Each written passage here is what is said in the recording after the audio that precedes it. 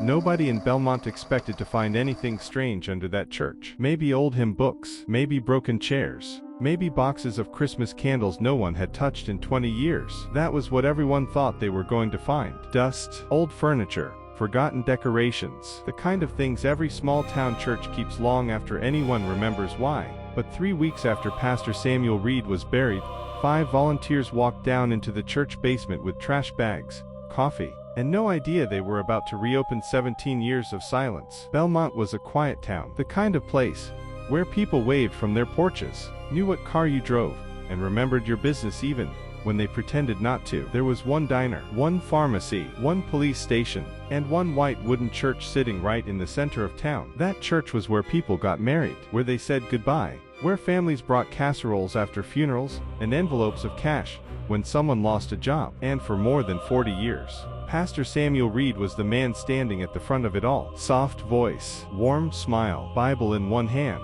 To most people, he was the safest man in Belmont. He visited the sick, he helped families pay bills, he prayed with mothers who had lost sons, and husbands who had lost wives. If someone was hurting, Pastor Reed knew about it. If someone was struggling, Pastor Reed knew that too.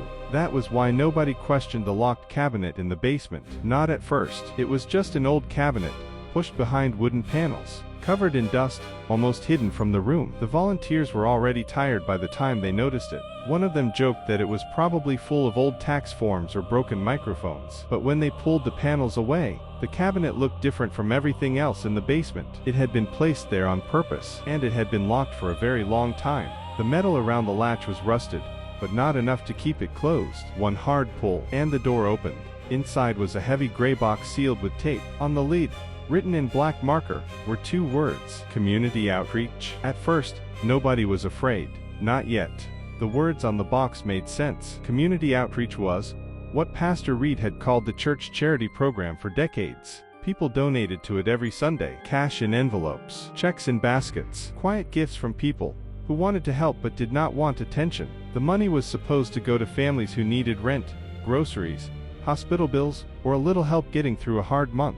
So when the volunteers opened the box, they expected donation forms, maybe receipts, maybe old letters from people the church had helped. But that was not what they found. Inside were folders, dozens of them. Each folder had a name, a photograph, an address, a date, sometimes a schedule, sometimes handwritten notes. The room went quiet in a way people remember later, not because anyone understood yet, but because something about those folders felt too personal, too careful, too hidden. Laura Bennett was sitting on the floor when she opened one of them. She almost had not come that day. Her mother had asked her to help, and Laura said yes because saying no to her mother still made her feel guilty, even as an adult. Laura did not really attend the church anymore. Not after Rachel. Not after the prayers stopped feeling like comfort and started feeling like questions no one wanted answered. But she came anyway. She opened the folder without thinking much of it. Then she saw the photograph clipped to the first page. A young woman, short brown hair, nervous smile, a silver necklace shaped like a small moon. Laura knew that necklace.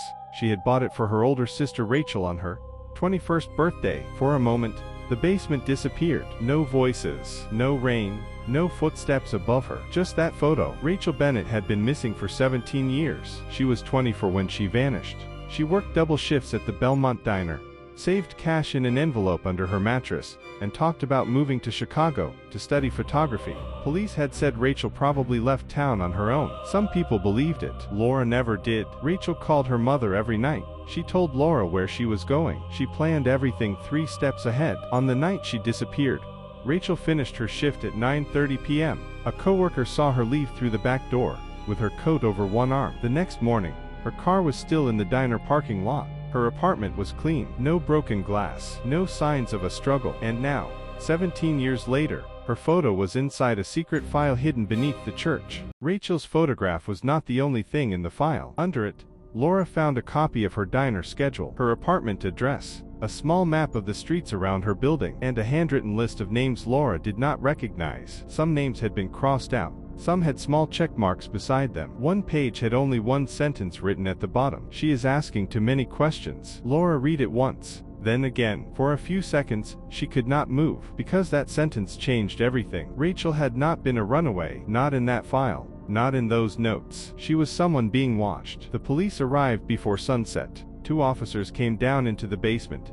and looked at the gray box like they already wished they had never seen it. There were 32 folders in total. Some looked like ordinary church records. Families who needed rent money, people who asked for groceries, medical bills, funeral costs. But 6 folders were different. Each one had a photograph, an address, personal notes, and a date. Each person had either disappeared, left Belmont suddenly, or died under circumstances no one had ever fully understood. Rachel Bennett was one of them. Thomas Greer was another. He was a mechanic who had accused a local landlord of fraud and then vanished after closing his shop one Friday night. Melissa Crane was there too, 19 years old. Her family had always been told she probably ran away, but now her picture was in the same box as Rachel's, inside the church, behind a locked cabinet, marked as community outreach. No one in the basement said it out loud at first, but everyone understood the same thing. This was not charity paperwork. This was a record, and someone had kept it hidden for years. The case landed on the desk of Detective Aaron Miles. That mattered. Miles had not grown up in Belmont. He had not been baptized in that church. He had not watched Pastor Reed pray at town funerals. He had not eaten Sunday lunch beside the families,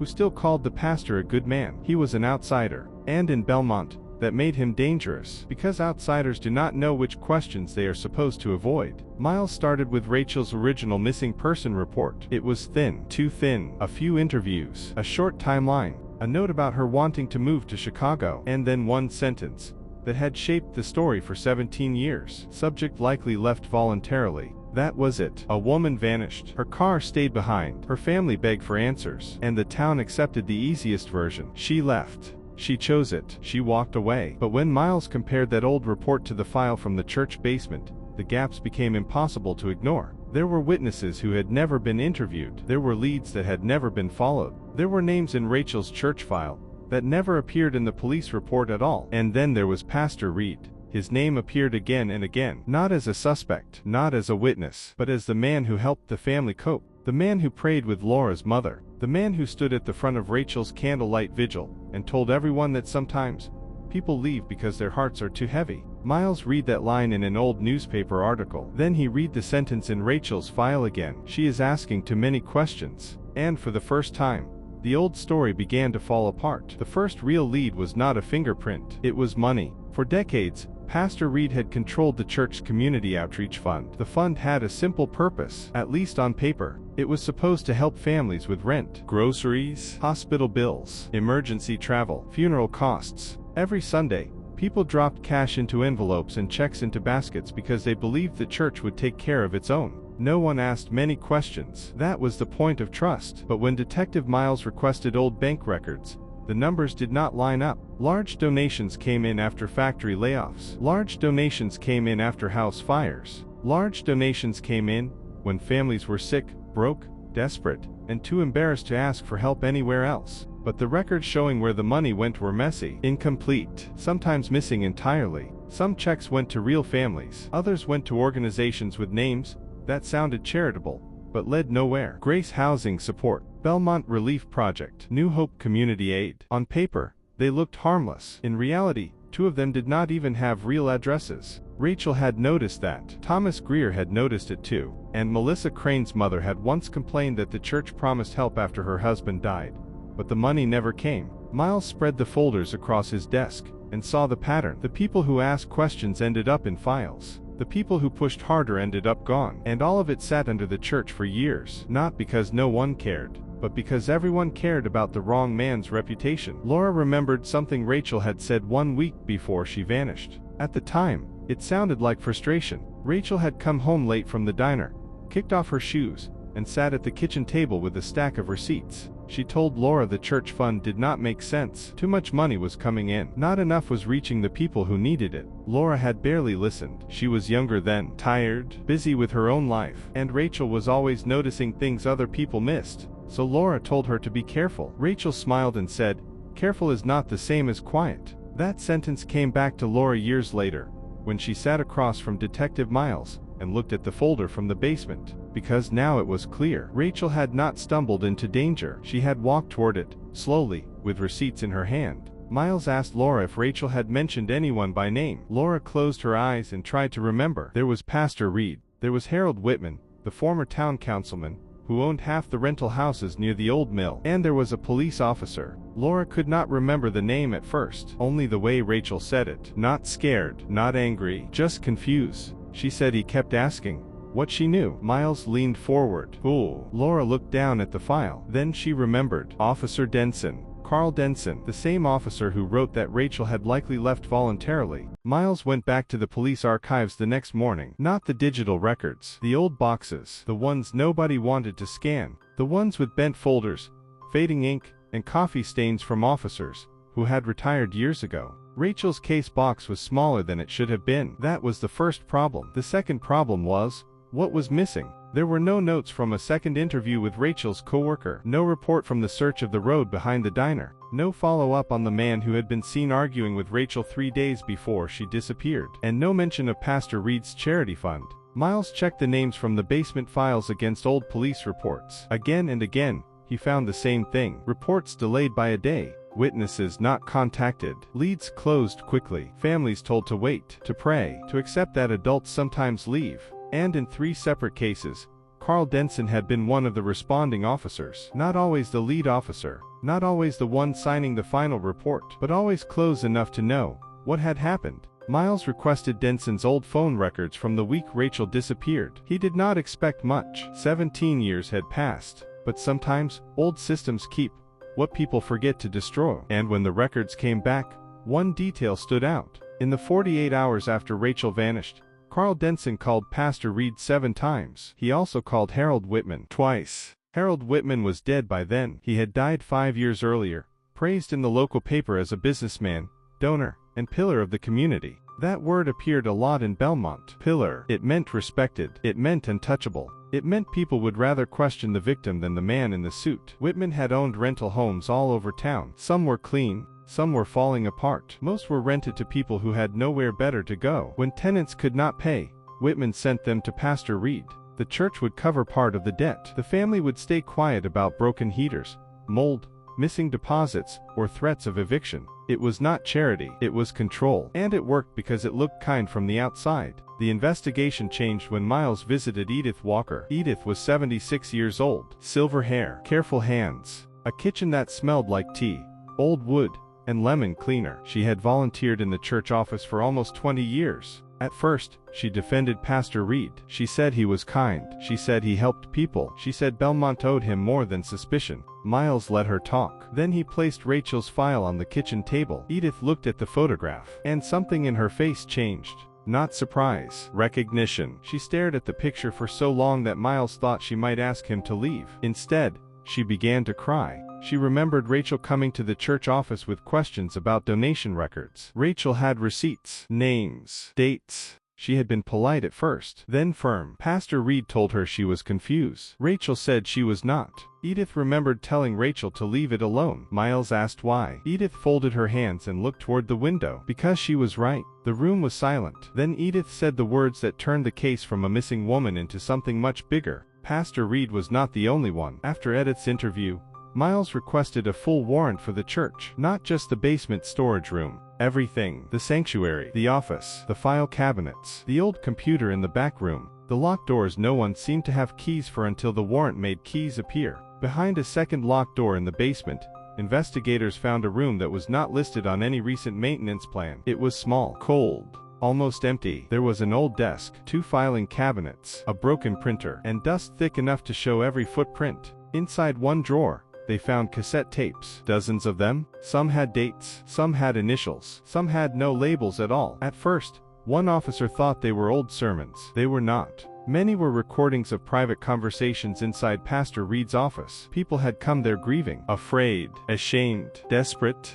and without knowing it, they had been recorded. Belmont had not just trusted Pastor Reed with its secrets. He had kept copies. One tape was labeled with Rachel's initials. RB. The audio was damaged, but technicians recovered enough. Rachel's voice was clear. She was asking why money from a diner fundraiser had been marked as aid to families who said they never received it. Pastor Reed told her she was confused. Rachel did not back down. She said she had copies, receipts, names, dates. Then another man entered the room. His voice was lower, sharper. He told Rachel that people like her ruined communities by digging through things they did not understand. Rachel answered quietly, "If no one did anything wrong, then no one should be afraid of the records." The tape ended shortly after that. 2 weeks later, Rachel disappeared. The second voice on Rachel's tape eventually led detectives back to Carl Denson, the retired officer, the man who had written that Rachel likely left voluntarily, the man whose name Laura had heard years ago, and then buried somewhere deep in her memory. Denson was living in a small house outside Belmont. White fence, closed blinds, an American flag on the porch, the kind of place that looked calm from the road. When Miles arrived, Denson already knew why he was there. He invited him in anyway. At first, he was polite. He said Rachel's case was old. He said people forget things. He said young women leave small towns all the time. Miles asked about the phone calls to Pastor Reed. Denson said that was normal. Small town, missing girl, worried pastor. Miles asked about Harold Whitman. Denson said he barely remembered speaking with him. Then Miles played a short part of the tape. Not all of it, just enough. Denson's face did not collapse. He was too trained for that. But his jaw tightened. His hands stopped moving. And for the first time, he did not answer right away. Sometimes silence is not proof, but it tells you where to look next. 2 days later, investigators searched Denson's garage. They did not find Rachel. They did not find a confession. They found something smaller. Copied page from Rachel's church file. The same page with her diner schedule. The same page with the sentence, "She is asking too many questions." Denson had claimed he had never seen the basement files. That was no longer possible. The trial lasted 9 days. The defense tried to make the files sound harmless. Pastor Reed was private, they said, old-fashioned, a man who kept notes on people he helped. But prosecutors kept returning to the same facts: missing records, hidden tapes, charity money that disappeared, a former police officer with a copy of Rachel's file in his garage. Then Edith Walker testified. She said she had spent years telling herself the church was still good, even if some men inside it were not. Then the courtroom heard Rachel's tape. Her voice filled the room. "If no one did anything wrong, then no one should be afraid of the records. No one move." The jury found Carl Denson guilty of evidence tampering and obstruction, but not guilty on the conspiracy charge. For Laura, the verdict was painful. It was something, but it was not everything. It confirmed Rachel's case had been mishandled. It proved evidence had been hidden, but it did not bring Rachel home. After the trial, more people came forward. Former church members, tenants, families who had asked for help and received silence. The remaining basement files were turned over to state investigators. The church closed for 6 months. When it reopened, it had a new name, but Laura never went back inside. She said the building looked peaceful from the street, but once you know what was hidden underneath, peace starts to look like performance. The church basement files did not solve every disappearance in Belmont. They did not tell Laura where Rachel was, but they changed the story. For 17 years, Rachel Bennett had been remembered as a woman who walked away. Now people knew something different. Rachel had asked a question someone powerful wanted buried. And sometimes, that is all it takes. Secrets are not always hidden in forests or locked safes. Sometimes they sit beneath the places people trust most. A church basement, a metal box, a folder labeled community outreach. Rachel's voice survived on a damaged tape, because she refused to look away. And in the end, that voice made an entire town listen. This was Docket Stories, where every case file has a story. Subscribe for the next case. The trial lasted 9 days. The defense tried to make the files sound harmless. Pastor Reed was private, they said, old-fashioned, a man who kept notes on people he helped. But prosecutors kept returning to the same facts: missing records, hidden tapes, charity money that disappeared, a former police officer with a copy of Rachel's file in his garage. Then Edith Walker testified. She said she had spent years telling herself the church was still good, even if some men inside it were not. Then the courtroom heard Rachel's tape. Her voice filled the room. "If no one did anything wrong, then no one should be afraid of the records. No one move." The jury found Carl Denson guilty of evidence tampering and obstruction, but not guilty on the conspiracy charge. For Laura, the verdict was painful. It was something, but it was not everything. It confirmed Rachel's case had been mishandled. It proved evidence had been hidden, but it did not bring Rachel home. After the trial, more people came forward. Former church members, tenants, families who had asked for help and received silence. The remaining basement files were turned over to state investigators. The church closed for 6 months. When it reopened, it had a new name, but Laura never went back inside. She said the building looked peaceful from the street, but once you know what was hidden underneath, P starts to look like performance. The church basement files did not solve every disappearance in Belmont. They did not tell Laura where Rachel was, but they changed the story. For 17 years, Rachel Bennett had been remembered as a woman who walked away. Now people knew something different. Rachel had asked a question someone powerful wanted buried. And sometimes, that is all it takes. Secrets are not always hidden in forests or locked safes. Sometimes they sit beneath the places people trust most. A church basement, a metal box, a folder labeled community outreach. Rachel's voice survived on a damaged tape because she refused to look away. And in the end, that voice made an entire town listen. This was Docket Stories, where every case file has a story. Subscribe for the next case.